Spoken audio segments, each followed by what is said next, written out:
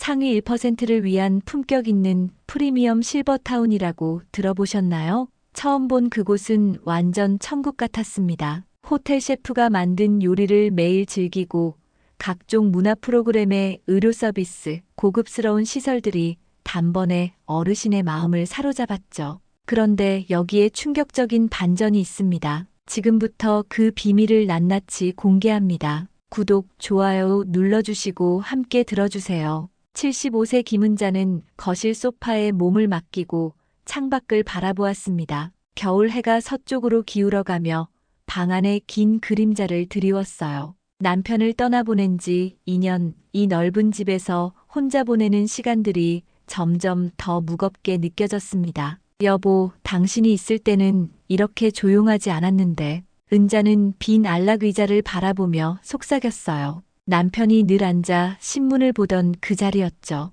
이제 그곳은 그저 텅 빈 공간일 뿐이었습니다. 부엌에서 혼자 끓인 된장찌개 냄새가 은은하게 퍼져왔지만 식욕은 별로 없었어요. 예전에는 가족들 모두가 모여 앉아 떠들썩하게 식사하던 식탁이 이제는 너무나 넓게만 느껴졌습니다. 혼자 앉아 밥을 먹는 일이 이렇게 쓸쓸할 줄은 몰랐죠. 전화기가 조용히 놓여 있었습니다. 큰아들 민우에게서 마지막으로 안부 전화를 받은 게 언제였을까요? 일주일 전, 아니면 더 오래됐을까? 시간의 감각이 흐릿해졌어요. 작은아들 준우는 회사 일로 바쁘다 했고 막내딸 수연도 학교에서 맡은 업무가 많다며 통화를 서둘러 끝내곤 했습니다. 은자는 천천히 일어나 거실을 한 바퀴 돌았어요. 벽에 걸린 가족 사진들이 눈에 들어왔습니다. 자식들이 어렸을 때 찍은 사진, 결혼식 때 온 가족이 함께한 사진, 손주들이 태어났을 때의 기쁨이 담긴 사진들. 그 속의 웃음소리들이 지금은 아득한 메아리처럼 느껴졌어요. 저녁 무렵 은자는 베란다에 나가 화분들을 들여다봤습니다. 남편이 정성스럽게 가꾸던 화초들이 여전히 자리를 지키고 있었어요.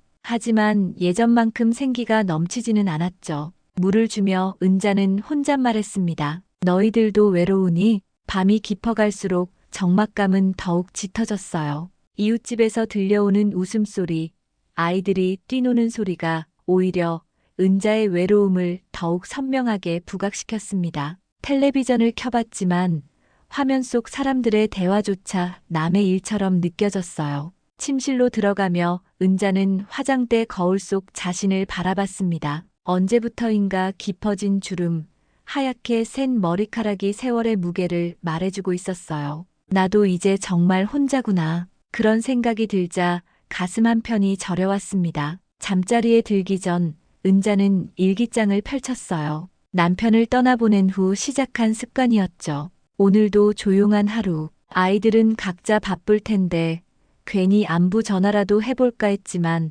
폐가 될까봐 그만뒀습니다.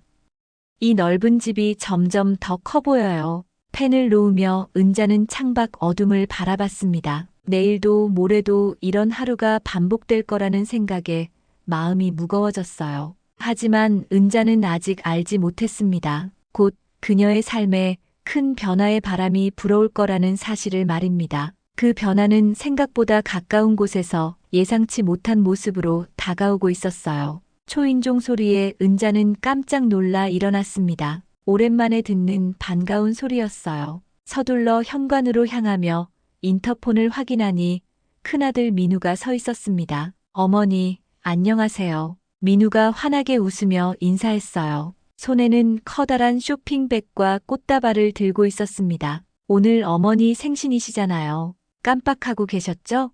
은자는 그제야 오늘이 자신의 생일이라는 걸 떠올렸어요. 요즘 들어 날짜 감각이 흐릿해졌거든요. 아, 맞구나. 엄마가 깜빡했네. 민우를 맞아들이며 은자의 얼굴에 오랜만에 미소가 번졌습니다. 거실에 앉은 민우는 평소보다 진지한 표정이었어요. 커피를 마시며 이런저런 안부를 묻다가 조심스럽게 말문을 열었습니다. 어머니, 요즘 많이 외로우시죠? 괜찮다. 익숙해졌어. 은자는 애써 담담하게 대답했지만 민우의 눈에는 어머니의 쓸쓸함이 고스란히 보였어요. 민우가 가져온 쇼핑백에서 두툼한 팜플릿을 꺼냈습니다. 어머니, 제가 좋은 곳을 알아봤어요. 한번 보실래요? 화려한 표지에는 프리미엄 실버타운 마이너스 품격 있는 노후의 시작이라는 문구가 금빛으로 인쇄되어 있었어요. 팜플릿을 펼치자 마치 고급 리조트 같은 건물들이 나타났습니다. 넓은 로비, 최신식 헬스장, 수영장, 도서관까지. 여기는 호텔에서 직접 운영하는 곳이에요. 식사 서비스는 물론이고 의료진이 24시간 상주하고 있어요. 은자는 팜플릿을 넘기며 감탄했어요. 요가 수업을 받고 있는 할머니들, 정원에서 산책하는 어르신들, 우아한 카페에서 담소를 나누는 모습들이 담겨 있었거든요. 정말 좋아 보이네. 그죠?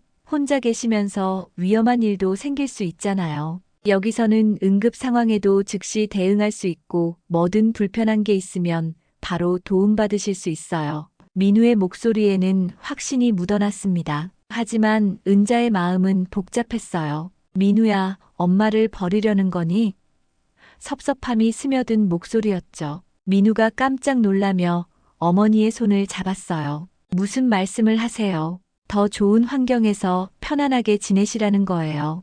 여기서는 친구들도 사귀시고 다양한 프로그램도 참여하실 수 있어요. 팜플릿의 한 페이지에는 가족과의 만남 공간이라는 제목 아래 넓은 라운지 사진이 있었어요. 저희도 더 자주 찾아뵐게요.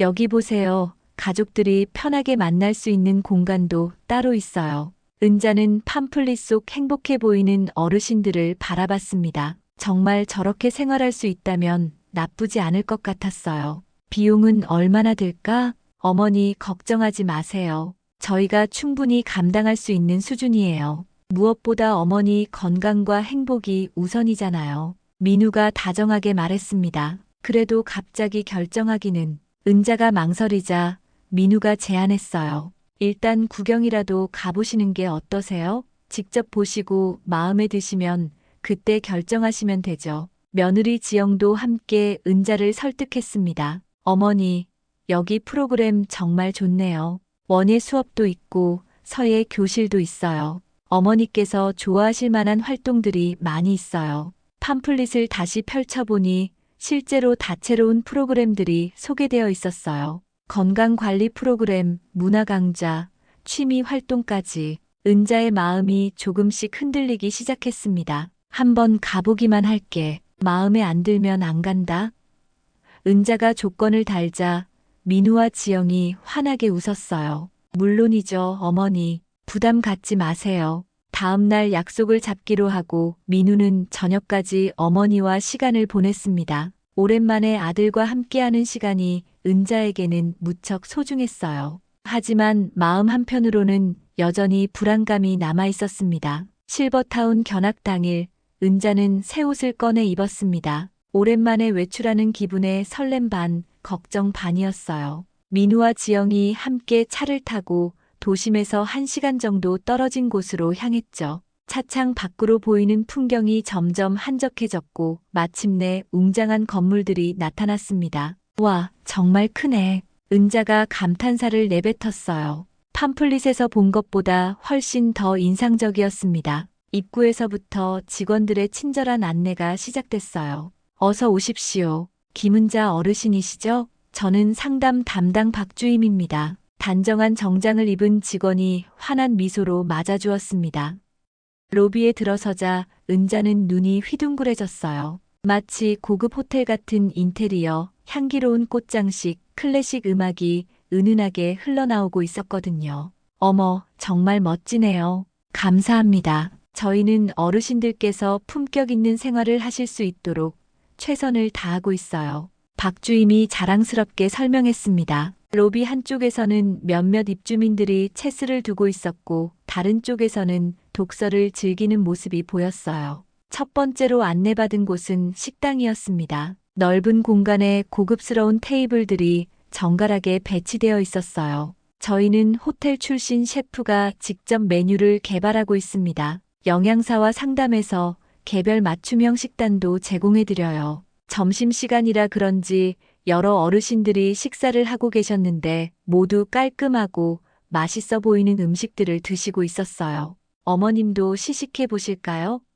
직원의 제안에 은자는 망설였지만 민우가 권해서 간단히 맛을 봤습니다. 어머, 정말 맛있네요. 은자가 진심으로 감탄했어요. 집에서 혼자 대충 해먹던 식사와는 차원이 달랐습니다. 매일 이런 음식을 드실 수 있어요. 세 끼 모두 제공되고 간식 시간도 따로 있습니다. 다음은 개인실을 구경했어요. 20평 남짓한 원룸형 구조였는데 침실과 거실, 미니 주방까지 갖춰져 있었습니다. 개인 프라이버시를 존중하면서도 필요할 때는 언제든 도움을 요청하실 수 있어요. 화장실에는 안전 손잡이가 곳곳에 설치되어 있었고 응급 호출벨도 눈에 띄었습니다. 이 버튼만 누르시면 간호사가 즉시 달려와요. 24시간 의료진이 상주하고 있거든요. 운동시설 견학에서 은자는 또 한 번 놀랐어요. 최신식 운동기구들이 즐비했고 수영장은 물론 사우나까지 있었거든요. 운동이 처음이셔도 전문 트레이너가 개별 지도해드립니다. 물리치료실도 별도로 운영하고 있어요. 어머니, 여기 좋으시죠? 지영이 은자의 표정을 살피며 물었어요. 은자는 고개를 끄덕였습니다. 정말 좋았거든요. 혼자 집에서 우울하게 지내는 것보다 훨씬 나아 보였어요. 프로그램실에서는 마침 서예 수업이 진행되고 있었습니다. 참여해 보실래요?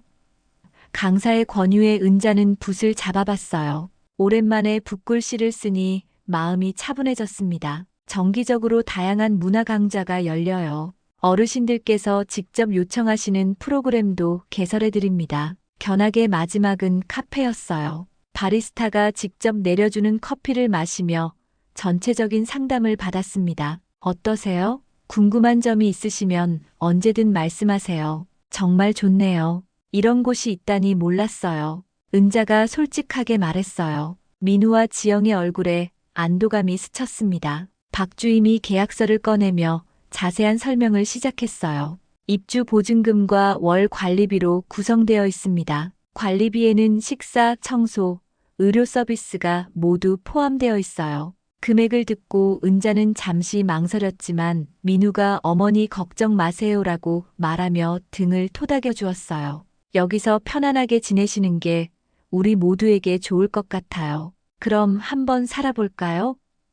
은자가 결심을 굳히자 박주임이 환하게 웃었습니다. 좋은 결정하셨어요. 어르신께서 만족하실 거예요. 돌아가는 차 안에서 은자는 기대와 불안이 뒤섞인 복잡한 심정이었어요. 새로운 환경에 대한 설렘도 있었지만 평생 살던 집을 떠난다는 아쉬움도 컸거든요. 하지만 오늘 본 실버타운은 정말 인상적이었고 새로운 삶을 시작해 볼 만하다는 생각이 들었습니다. 입주한 지 한 달이 지나자 은자는 실버타운 생활에 어느 정도 적응했습니다. 매일 아침 요가 수업으로 하루를 시작하고 오후에는 원예 교실에 참여했어요. 새로 사귄 친구 박순자와 함께하는 시간도 즐거웠습니다. 은자야, 오늘 점심 메뉴 봤어? 또 나물무침이랑 두부조림이래. 순자가 한숨을 쉬며 말했어요. 처음 왔을 때는 정말 맛있었는데 요즘 들어 왜 이렇게 성이 없어졌을까? 식당에서 마주한 점심 식사는 실망스러웠습니다. 반찬 가짓수도 줄어들었고 맛도 예전 같지 않았어요. 견학 왔을 때 먹어본 음식은 정말 좋았는데 은자도 고개를 저었습니다. 더 큰 문제는 직원들의 태도 변화였어요. 처음에는 항상 밝게 인사하며 세심하게 챙겨주던 간병인들이 이제는 업무적으로만 대했습니다. 김은자 어르신, 약 드실 시간이에요. 목소리에는 따뜻함이 사라져 있었죠. 어느 날 밤 은자는 가슴이 답답해서 간호사 호출 버튼을 눌렀어요. 하지만 10분이 지나도 아무도 오지 않았습니다. 다시 한번 누르고 기다렸지만 마찬가지였어요. 결국 직접 복도로 나가 간병인을 찾아야 했습니다. 죄송해요, 어르신. 다른 일이 있어서 늦었네요.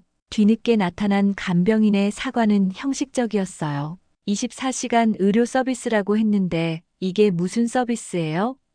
은자가 불만을 표했지만 간병인은 그저 앞으로 주의하겠다는 말만 되풀이했습니다. 며칠 후 기대했던 원예 수업이 갑자기 취소됐어요. 강사 선생님 개인 사정으로 오늘 수업은 없습니다. 대체 프로그램도 없이 그냥 취소 통보만 받았죠. 요가 수업도 마찬가지였습니다. 일주일에 3번이던 수업이 2번으로, 다시 일주일에 1번으로 줄어들었어요. 여기 뭔가 이상해지고 있어. 순자가 은자의 방에 와서 속삭였습니다. 우리가 처음 왔을 때와 완전히 달라졌잖아. 프로그램도 줄어들고 직원들 태도도 변하고. 은자도 같은 생각이었어요. 견학 때 보여줬던 친절함과 세심함은 온데간데 없었습니다. 돈은 똑같이 내는데 서비스는 점점 나빠지니 기가 막혀. 더욱 심각한 문제가 터졌어요. 은자와 같은 층에 사는 이영호 할아버지가 밤에 갑작스럽게 쓰러진 거였습니다. 가족들이 응급실로 모시고 가며 알게 된 사실은 충격적이었어요. 호출벨을 여러 번 눌렀는데도 아무도 오지 않았다는 거였죠. 24시간 의료진 상주한다더니 정작 응급 상황에는 아무도 없었어요. 영호 할아버지의 아들이 분노하며 관리사무소에 항의했지만 돌아온 답변은 뻔뻔했습니다. 일시적인 실수였습니다. 재발 방지에 최선을 다하겠습니다. 은자는 불안해지기 시작했어요. 만약 자신에게 응급 상황이 생긴다면 제대로 도움받을 수 있을까요? 호출벨을 아무리 눌러도 아무도 오지 않는다면 어떻게 해야 할까요? 그런데 더 큰 충격이 기다리고 있었습니다. 며느리 지영이 실버타운을 운영한다던 호텔에 직접 전화를 걸어 확인해 본 결과 운영이 아니라 단순한 컨설팅 계약이었다는 사실이 밝혀진 거예요. 어머니, 우리가 속았어요. 지영이 분개하며 말했습니다. 호텔에서 직접 운영한다고 광고했는데 실제로는 이름만 빌려준 거였어요. 식당 운영도 외부 급식업체가 맡고 있고 의료 서비스도 계약직 간병인 몇 명이 전부래요. 은자의 가슴이 철렁 내려앉았어요. 그동안 믿고 있던 것들이 모두 거짓이었다니. 그럼 우리가 이런 비싼 돈을 내고 뭘 받은 거야? 지영이 계약서를 다시 꼼꼼히 살펴보니 문제점들이 하나씩 드러났어요. 애매하게 작성된 서비스 조항들, 구체적이지 않은 의료 지원 내용, 일방적으로 유리한 해지 조건들. 이건 처음부터 우리를 속일 생각으로 만든 계약서예요. 그날 밤 은자는 민우에게 전화를 걸었어요. 민우야, 엄마 여기서 나가고 싶어. 목소리가 떨렸습니다. 약속했던 것들이 하나도 지켜지지 않고 있어. 이런 식으로 살려고 여기 온 게 아니야. 하지만 민우의 대답은 예상과 달랐어요. 어머니, 그래도 혼자 지내시는 것보다는 낫잖아요. 조금 불편하시더라도 참아보세요. 적응하시면 괜찮아질 거예요. 전화를 끊고 은자는 깊은 상실감에 빠졌습니다. 가족들은 자신의 어려움을 진지하게 받아들이지 않았고 실버타운은 약속했던 서비스를 제대로 제공하지 않았어요. 이런 상황에서 은자는 어떻게 해야 할지 막막했습니다. 상황은 더욱 악화됐습니다. 은자가 입주한 지 석 달째 되던 어느 날 손녀 지아의 7번째 생일 파티에 참석하지 못하는 일이 벌어졌어요. 실버타운의 외출 규정 때문이었습니다. 어머니, 지아가 할머니 오시길 정말 기대하고 있어요. 수연의 전화 목소리에는 간절함이 묻어 있었습니다. 저녁 6시부터 시작하는데 못 오세요? 수연아, 엄마도 가고 싶어. 하지만 여기 규칙이. 은자는 말을 잇지 못했어요. 실버타운에서는 저녁 7시 이후 외출을 금지하고 있었거든요. 안전상의 이유라고 했지만 가족 행사조차 참석할 수 없다는 게 말이 되나요? 관리사무소를 찾아가 예외적으로 허가해달라고 요청했지만 답변은 냉정했습니다. 죄송하지만 규정은 규정입니다. 다른 입주민들과의 형평성 문제도 있고요. 직원은 사무적으로 말했어요. 내 손녀 생일인데 그것도 안 된다는 거예요? 은자의 목소리가 떨렸습니다. 하지만 직원은 고개를 저었죠. 어르신의 안전이 우선이니까요. 결국 은자는 방에서 혼자 지아를 위해 준비한 선물을 바라보며 눈물을 흘려야 했습니다. 분홍색 리본으로 예쁘게 포장한 인형이 무의미해 보였어요. 전화로나마 축하 인사를 전했지만 지아의 실망스러운 목소리가 가슴을 아프게 했습니다. 며칠 후 더 심각한 일이 벌어졌어요. 은자가 새벽에 갑작스럽게 어지러움을 느껴 화장실에서 쓰러진 거였습니다. 다행히 의식은 있었지만 혼자서는 일어날 수 없었어요. 손을 뻗어 호출벨을 눌렀습니다. 하지만 아무도 오지 않았어요. 다시 한번, 또다시 호출벨을 눌렀지만 마찬가지였습니다. 시계를 보니 벌써 30분이나 지나 있었어요. 차가운 바닥에 누워있던 은자는 절망감에 휩싸였습니다. 여기서 이대로 죽으면 누가 알아줄까? 무서운 생각이 머릿속을 스쳐갔어요. 간신히 힘을 내어 벽을 짚고 일어나 직접 복도로 나갔습니다. 당직실을 찾아가 상황을 알렸지만 돌아온 반응은 변명뿐이었어요. 죄송합니다. 다른 어르신 돌보느라 늦었네요. 간병인의 사과는 진심이 느껴지지 않았습니다. 앞으로 주의하겠어요. 주의한다고 해서 해결될 문제예요? 24시간 의료 서비스라며? 은자가 분노했지만 간병인은 그저 고개만 끄덕일 뿐이었어요. 이 일을 계기로 은자는 지영에게 솔직하게 털어놓았습니다. 며느리, 엄마 여기서 못 살겠어. 약속했던 것들이 하나도 지켜지지 않고 있어. 지영은 충격을 받았어요. 어머니, 그런 일이 있었다니 많이 놀라셨겠어요. 변호사인 지영은 즉시 실버타운의 문제점들을 법적 관점에서 검토하기 시작했습니다. 계약서를 다시 살펴보니 허점이 한둘이 아니었어요. 의료 서비스 조항은 구체적이지 않았고 외출 제한에 대한 명확한 근거도 없었습니다. 무엇보다 광고 내용과 실제 서비스 간의 차이가 심각했어요. 어머니, 이건 명백한 허위 광고입니다. 소비자 기만 행위죠. 지영이 분개했어요. 호텔 운영이라고 했는데 실제로는 위탁업체가 운영하고 있고 24시간 의료진 상주라고 했는데 야간에는 간병인 1명뿐이에요. 하지만 문제는 해지 조건이었습니다. 계약서상 중도 해지 시 상당한 위약금을 물어야 했어요. 개인적 사정으로 해지할 경우 보증금의 30%를 위약금으로 지불한다는 조항이 있었거든요. 이런 조항이 합법적인 거? 은자가 절망적으로 물었어요. 지영은 고개를 저었습니다. 합법적이긴 하지만 매우 불공정한 조건이에요. 특히 업체 측에서 약속을 지키지 않는 상황에서는 더욱 그렇죠. 순자도 비슷한 고민을 하고 있었어요. 은자야, 우리 어떻게 하지? 이대로 계속 있을 수도 없고 나가자니 위약금이 너무 크고. 두 사람은 방에서 밤늦게까지 이야기를 나눴습니다. 실버타운에서의 삶은 점점 견디기 어려워졌지만 경제적 부담 때문에 쉽게 결정할 수 없었어요. 우리가 잘못 선택한 걸까?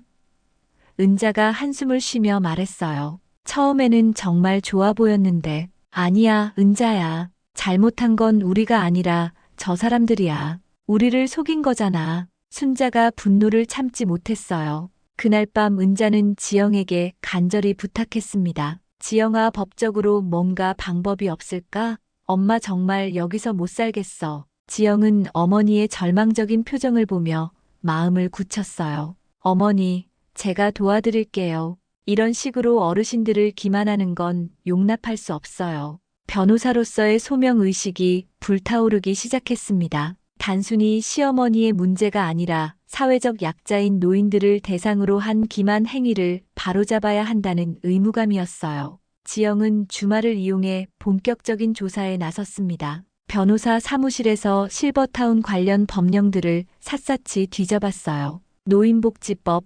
소비자기본법, 공정거래법까지 검토하며 법적 근거를 찾기 시작했습니다. 어머니, 이거 보세요. 지영이 은자와 순자 앞에 자료를 펼쳐놓았어요. 광고와 실제 서비스가 다른 건 명백한 허위 가장 광고입니다. 특히 의료 서비스 부분은 심각해요. 실버타운 홍보 영상을 다시 돌려보니 문제점들이 명확했습니다. 호텔 직영 운영, 24시간 전문 의료진 상주, 맞춤형 건강관리 서비스 등의 문구들이 실제와는 완전히 달랐거든요. 지영아, 그럼 우리가 이길 수 있는 거야? 은자가 기대 섞인 목소리로 물었어요. 지영은 신중하게 대답했습니다. 가능성은 있어요. 하지만 충분한 증거가 필요합니다. 순자가 나섰어요. 증거라면 우리한테 많아. 매일 나오는 형편없는 식사 사진도 찍어놨고 호출벨 눌러도 안 오는 것도 녹음했어. 지영의 눈이 반짝였습니다. 정말요? 그런 자료들이 있으면 큰 도움이 될 거예요. 두 할머니가 나름대로 증거 수집을 해왔다는 사실이 놀라웠어요. 다음 날부터 본격적인 증거 수집 작업이 시작됐습니다. 은자와 순자는 실버타운 내부의 문제점들을 체계적으로 기록하기 시작했어요. 식단표와 실제 나온 음식 비교, 프로그램 취소 통지서, 의료진 부재 시간대 등등. 은자야, 이거 봐. 계약서에는 영양사 상담이라고 되어 있는데 실제로는 한 번도 받아본 적 없잖아. 순자가 계약서를 꼼꼼히 살펴보며 말했어요. 다른 입주민들도 하나둘 동참하기 시작했습니다. 이영호 할아버지는 응급 상황 당시의 정확한 시간과 상황을 문서로 정리해줬고, 김말순 할머니는 청소 서비스가 형식적으로 변한 과정을 증언해줬어요. 지영은 실버타운 운영사에 대한 조사도 병행했습니다. 사업자 등록증, 인허가 현황, 직원 현황까지 확인해보니 광고 내용과 실제 운영 체계가 크게 다른다는 사실이 드러났어요. 어머니, 이 업체 다른 곳에서도 비슷한 문제를 일으켰더라고요. 지영이 인터넷 검색 결과를 보여줬습니다. 타 지역 실버타운에서도 허위 광고, 서비스 부실 등으로 민원이 제기된 기록이 여러 건 있었어요. 은자는 분노했습니다. 그럼 처음부터 우리를 속일 작정이었다는 거잖아.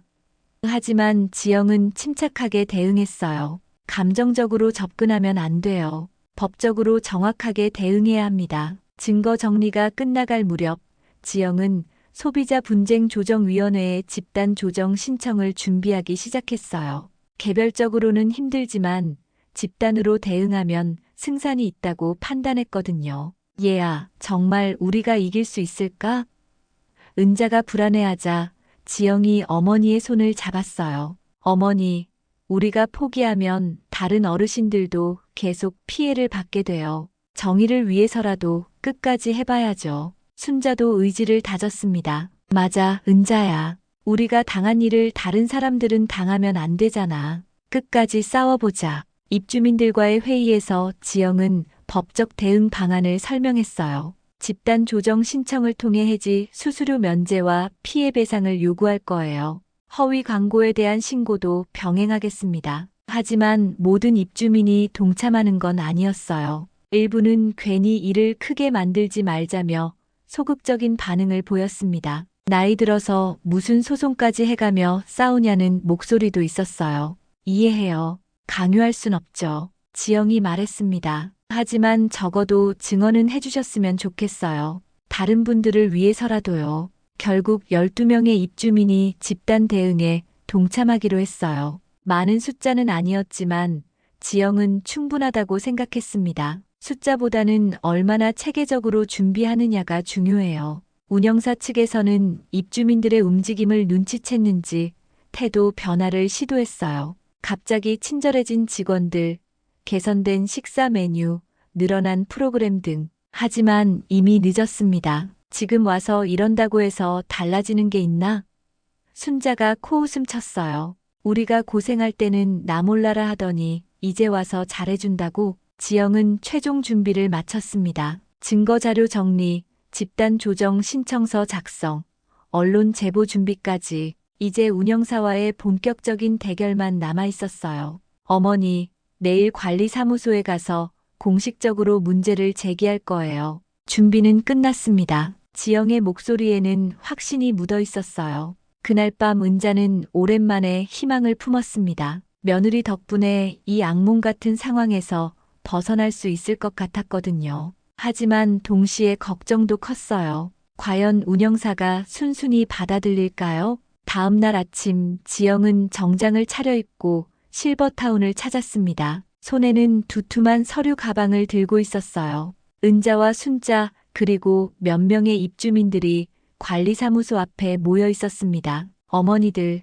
긴장하지 마세요. 우리가 준비한 자료면 충분합니다. 지영이 차분하게 말하며 사무실 문을 두드렸어요. 들어오세요. 안에서 대답이 들려왔습니다. 관리소장 김 과장이 책상에 앉아 있었고 옆에는 운영팀장과 변호사로 보이는 사람까지 함께 자리하고 있었어요. 이미 상황을 파악하고 대비하고 있었던 거죠. 무슨 일로 오셨나요?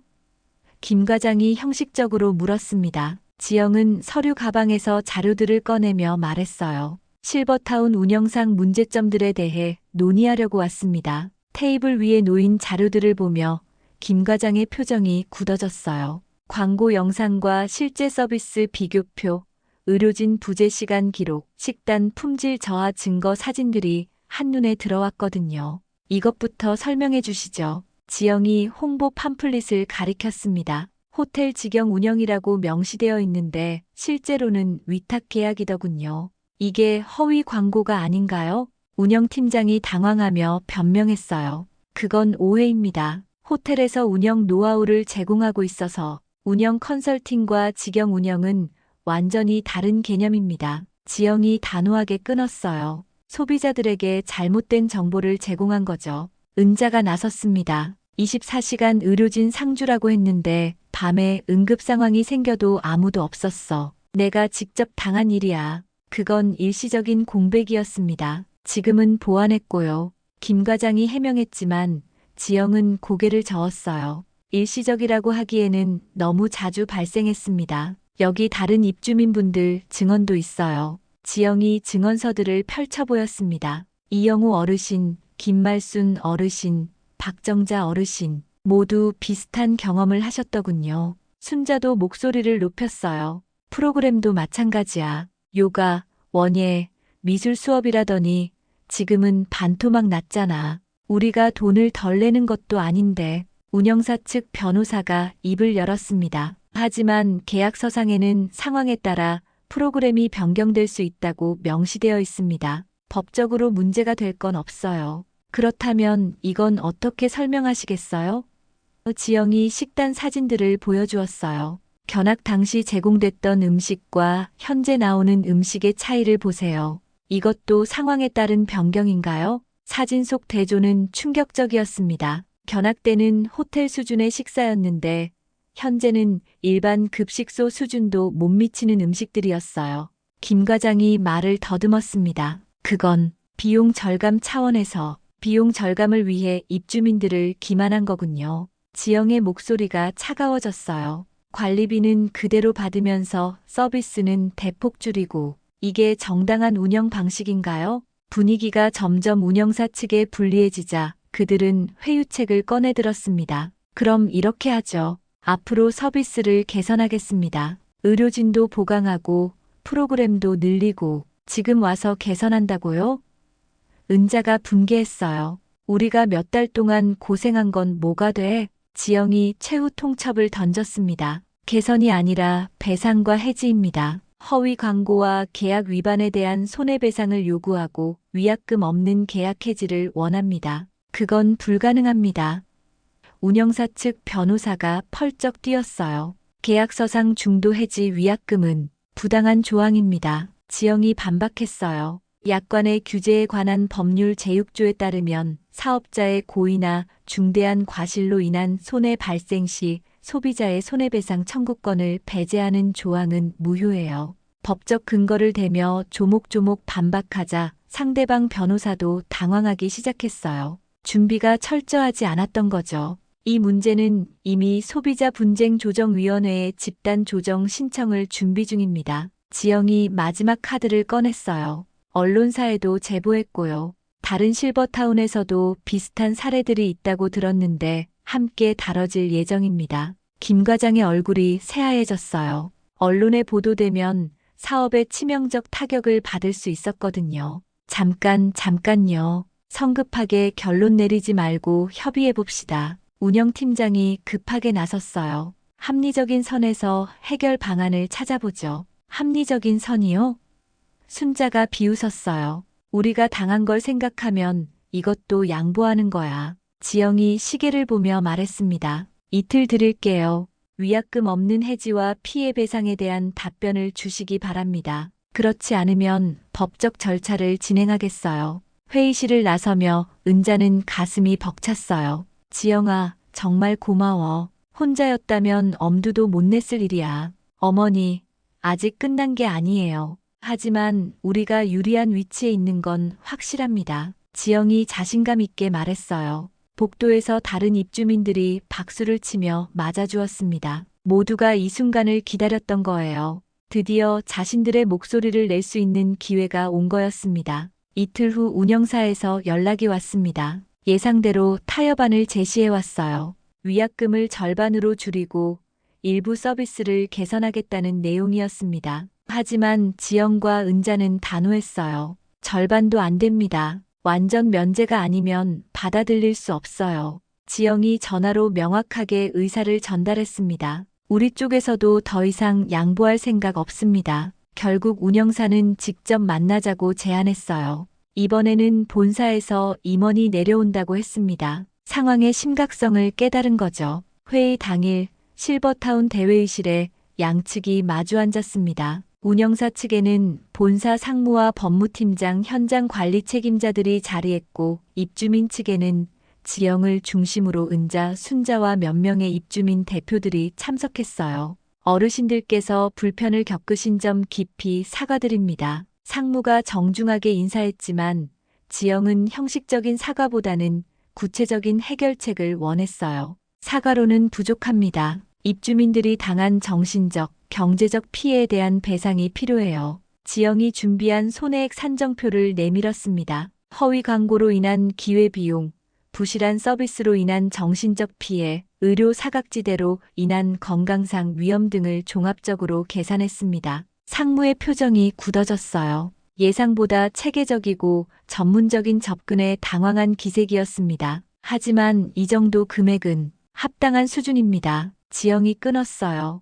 다른 소비자 분쟁 사례들과 비교해봐도 오히려 적은 편이에요. 집단 소송으로 갈 경우 더 큰 배상금이 나올 수 있습니다. 은자가 감정을 담아 말했습니다. 돈 문제가 아니에요. 우리를 속이고 기만한 것에 대한 책임을 져야 해요. 나 같은 늙은이들을 우롱한 거잖아요. 순자도 거들었어요. 우리가 여기 온 이유를 아세요? 가족들한테 패 끼치지 않으려고 편안한 노후를 보내려고 온 거예요. 그런데 이게 뭡니까? 다른 입주민들도 하나둘 자신들의 경험담을 털어놓기 시작했어요. 약속된 의료 서비스를 받지 못해 병원비가 더 들었다는 이영호 할아버지, 프로그램 축소로 우울증이 심해졌다는 김말순 할머니의 이야기가 이어졌습니다. 법무팀장이 마지막 저항을 시도했어요. 하지만 계약서에는 서비스 변경 가능성이 명시되어 있고 그 조항 자체가 불공정 약관입니다. 지영이 즉시 반박했어요. 소비자의 이익을 일방적으로 침해하는 조항은 무효예요. 더구나 광고 내용과 실제 서비스의 차이가 이 정도면 사기에 가깝습니다. 회의실에 긴장감이 흘렀어요. 운영사 측은 서로 눈빛을 주고받으며 대응 방안을 모색했지만 입주민 측의 준비가 너무 철저했습니다. 언론 보도는 어떻게 하실 건가요?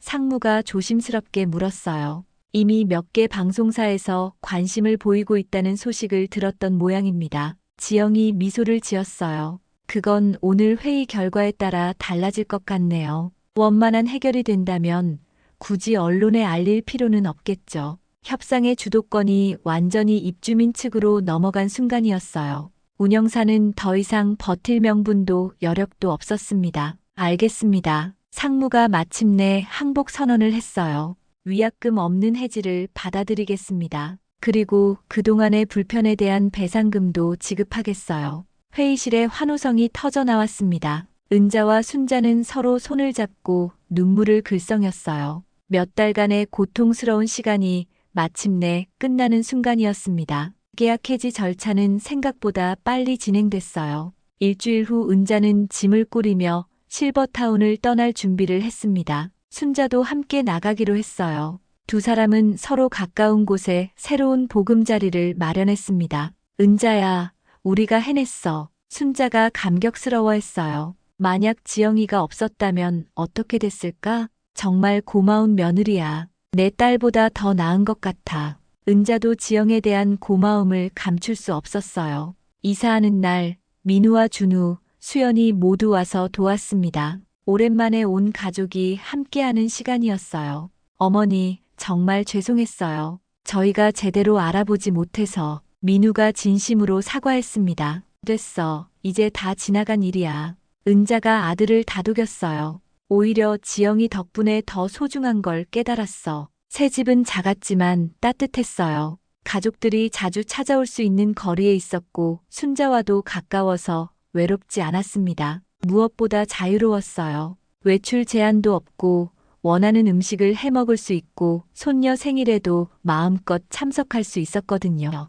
어느 날 저녁 온 가족이 모인 식탁에서 은자가 말했어요. 진짜 행복한 노후는 화려한 시설이 아니라 가족의 사랑과 서로 존중하는 마음에서 나오는 것 같아. 지아가 할머니 품에 안기며 말했어요. 할머니, 이제 매번 생일에 올 수 있어서 좋아요. 은자는 손녀를 꼭 안으며 진짜 행복이 무엇인지 다시 한번 깨달았습니다. 실버타운에서의 악몽은 끝났지만 그 경험을 통해 얻은 교훈과 가족의 소중함은 은자에게 새로운 인생의 출발점이 되었습니다. 때로는 시련이 더 큰 행복으로 이어지는 법이니까요. 은자 할머니가 가족과 함께 오래오래 건강하시기를 응원하신다면 구독, 좋아요 꼭 부탁드립니다. 감사합니다.